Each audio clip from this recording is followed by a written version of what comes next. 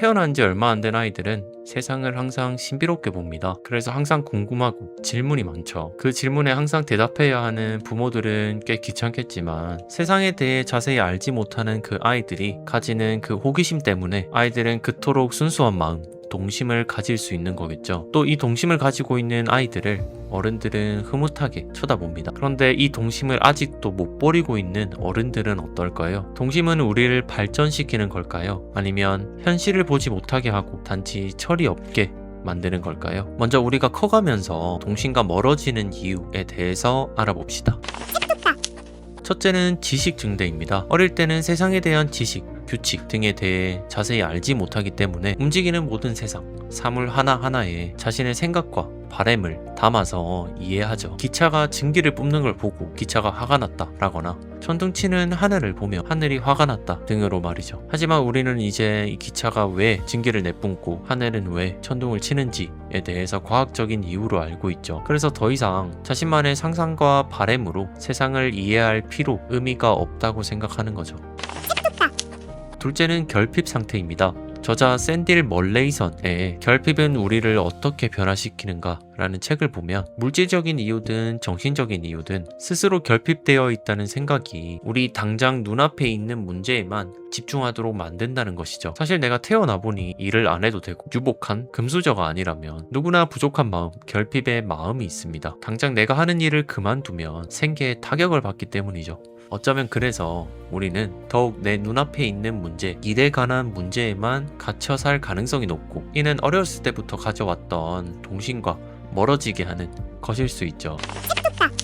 셋째는 순응하는 자아입니다. 지그문트 프로이트는 인간의 마음은 크게 세 가지로 나뉜다고 하는데요. 바로 원초와 자아, 초자로 나뉜다고 합니다. 간단하게만 설명하자면 어린아이가 본능적인 즐거움과 상상을 하도록 하는 것이 바로 원초아이고 자라면서 사회의 규칙, 규범, 도덕을 학습해서 생기는 자신의 양심, 자신의 이상이 초자입니다. 그리고 원초아와 초자 사이에서 현실과 적절히 타협해서 만들어지는 것이 자아입니다. 프로이트에 따르면 바로 이 자아 혹은 에고라고 불리는 이 녀석이 우리 안의 원초아, 초자 같은 여러 마음들을 눌러버리고 현실에서 남들이 생각하는 방식대로 적당히 타협해서 살아가게 만드는 것이다 라고 말하죠. 그게 인생을 살아가기 더 편하기 때문에요. 또 현실과 타협하게 하는 이 자아는 본질적으로 동심과 멀리 떨어져 있죠. 이렇게 우리는 현실에 치이면서 어릴 때 가져왔던 동심의 마음을 잃어버리고 어느샌가 철이 든 어른이 되어버립니다. 하지만 저는 어른이 되어서도 어쩌면 죽을 때까지도 이 동심의 마음은 마지막까지 잃어버리지 말아야 한다고 생각합니다. 아직도 철이 들지 않았다라고 잔소리 듣고 혼나더라도 철이 들지 않은 어른으로 살아야 하는 이유, 아이처럼 살아야 하는 이유, 그 이유에 대해서 이야기해 보겠습니다. 첫째, 회복 탄력성입니다. 정도의 차이는 있겠지만 우리 모두는 회복 탄력성이라는 힘을 가지고 태어납니다. 물론 선천적으로 기질과 성격으로 타고나는 경우도 있지만 우리 안에 동심의 마음이 이 회복 탄력성을 높여줍니다. 하버드 심리학과 교수 앨런 랭고는 어른들은 역경을 마주하면 과거로부터 학습된 스키마, 즉 과거 지식을 바탕으로 이건 끝났다, 실패야 라고 쉽게 판단해버린다고 하죠. 하지만 관련된 과거 지식이 없는 아이들은 초심자의 마음으로 문제가 안 풀릴 때마다 이건 쉽게 끝이야 라고 단정하지 않고 열린 눈으로 계속 해결책을 찾는다고 하죠. 이 초심자의 마음, 동심의 마음이 문제를 쉽게 포기하지 않고 다시 일어나게 만드는 회복 탄력성의 원천이라고 앨런 랭고 학자는 말하죠. 어릴 때 신기해 보이는 현상에 한 번씩 집요하게 매달렸던 적이 있을 것입니다. 순수한 호기심, 궁금증 때문이죠. 그러나 우리는 크면서 점차 이 호기심을 잃어버리고 때문에 동심의 집요함도 같이 잃어버리는 것이죠. 또 설상가상으로 이는 낮은 회복 탄력성으로 이어지는 것입니다. 둘째, 모든 가능성 수용, 창의적 발상입니다. 동심의 마음은 아까 말한 초심자의 마음처럼 당연한 걸 당연하게 보지 않게 합니다. 어른들이 대개 평소에 내가 미리 만들어 놓은 굳어진 사고의 틀이 아이들에게는 없기 때문입니다. 이렇게 틀 없이 세상을 바라보는 아이들은 모든 현상의 원인을 하나로만 한정하지 않고 또 모든 문제의 답도 하나만 가능하다고 보지 않습니다. 현실과 동떨어진 건 대부분 비현실적이다 라고 단정하는 어른들과는 달리 동심을 유지하는 어른들은 풀리지 않을 것 같은 문제도 풀릴 수 있다고 보고 비현실적으로 여겨지는 해답도 현실 가능한 해답으로 보는 것이죠. 또 남들이 비현실적이다 라고 보는 것에서 파고들어서 답을 찾아내는 것입니다. 남들은 다 아니라고 할 때 자신은 맞다 라고 생각할 수 있는 그 자세, 바로 모든 가능성을 열어두고 살펴보는 태도, 모두 동심 때문입니다.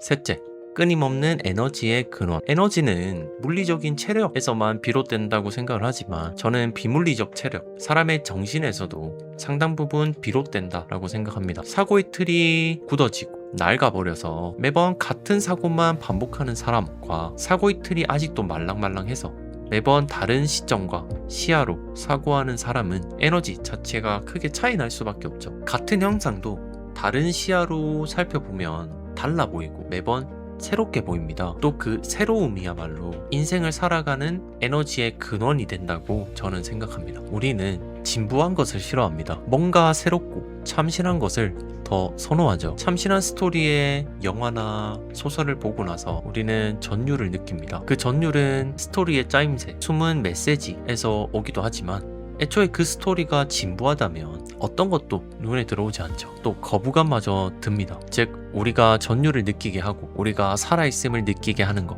또 우리의 에너지를 주는 것 모두 새로움입니다.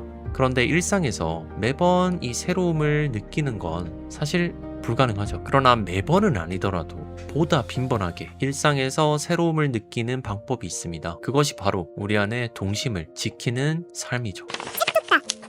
넷째, 치우치지 않는 삶. 아까 말했던 굳어진 사고, 굳어진 틀을 우리 뇌는 사실 더 좋아합니다. 왜냐하면 내 입장에서 보면 굳어진 사고나 틀보다 말랑말랑한 사고의 틀은 모든 가능성을 열어두니 더 많이 오래 생각해야 하고 이는 훨씬 에너지 소모가 크기 때문이죠. 그래서 우리가 나이가 들면 들수록 우리 뇌의 본능에 따라서 우리 사고의 틀이 굳어지는 경우가 많죠. 이 사고의 틀이 굳어지는 건 여러 단점들이 있지만 그 중에 가장 치명적인 것이 이데올로기의 빠짐입니다. 세상을 이해하는 한 가지 틀을 만들어 놓고 그 틀만으로 세상을 모두 이해할 수 있다고 철석같이 믿어버리는 것이죠. 내 생각과 틀은 결코 틀릴 수 없다고 확신하고 상대방의 비판은 그냥 비난으로만 여기는 것입니다. 또 한 귀로 듣고 한 귀로 흘려버리죠. 그러나 동심의 마음을 유지한다면 내가 믿고 있는 것이 틀릴 수도 있음을 인정할 수 있습니다. 왜냐하면 세상을 이해하는 틀은 꼭 하나만 있어야 한다고 생각하지 않기 때문이죠. 마지막 다섯째, 매력적임입니다. 우리는 사실 모두 가슴 깊숙이 동심의 마음을 가지고 있습니다. 다만 현실에 치여 살면서 동심의 마음을 꽁꽁 숨겨놓고 차가워지고 계산적으로 되면서 동심과 멀어지는 삶을 살아가는 것이죠. 그러나 우리의 동심의 마음이 완전히 없어진 것은 아닙니다. 평소에 피도 눈물도 없을 것 같은 성인도 아이들이 주인공인 애니메이션을 보고 눈물을 흘리는 것만 봐도 알 수 있죠. 애니메이션에서 나오는 주인공이 힘없는 친구들을 구하고 어른들의 욕심으로 망가진 세계를 구하고 그런 순수한 모습을 보면서 우리는 감동하는 것이죠. 현실이라는 핑계로 모른 척 해왔던 우리의 동심을 영화를 통해 애니메이션을 통해서 또 그 주인공을 통해서 우리 안의 동심의 마음을 대리 충족시킬 수 있었기 때문입니다. 현실에서 성인들이 이 동심의 마음을 가지고 있는 경우는 드물지만 아예 없는 건 아니죠. 아이와 같은 호기심으로 답을 얻고자 끝까지 한 가지에 몰두하는 어른,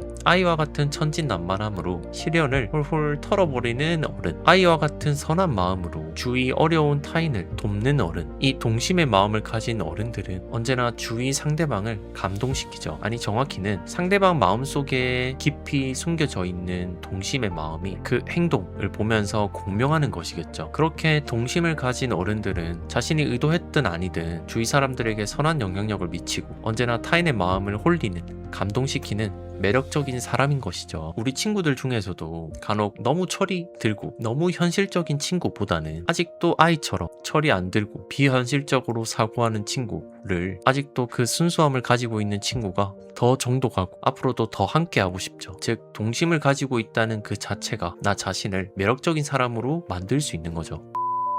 이렇게 우리가 커가면서 어른이 되어가면서 동심과 멀어지는 이유, 그리고 우리는 멀어지는 동심을 붙잡고 놓지 말아야 하는 이유에 대해서 차례로 알아보았습니다. 그러면 마지막으로 한 가지 질문이 남죠. 우리가 이 동심을 유지하려면 어떻게 해야 하는가? 라는 질문입니다. 이 질문은 또 다음 영상에서 한번 다뤄보도록 하겠습니다. 오늘 영상은 여기까지고요. 언제나 비판은 환영합니다. 다음에는 더 좋은 영상으로 돌아오겠습니다. 그럼 이만.